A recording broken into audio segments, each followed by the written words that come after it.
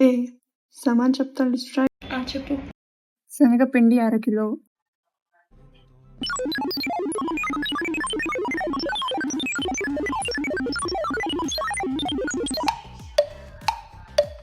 ఏంది ఆలోచిస్తున్నావు? తెలుగు కదా రాసి చాలా రోజులైంది. సరేలే ఇంగ్లీష్ రాయి, అంతే కదా. సరే.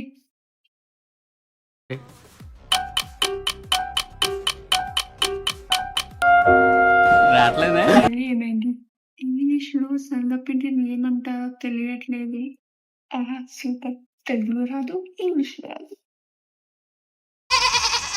ఇంకేమొచ్చే? తెలుగుని ఇంగ్లీష్ రాయడం వచ్చు. చదివిన చదువు. మీరే చెప్పండి, శనగపిండిని ఇంగ్లీష్లో ఏమంటారు?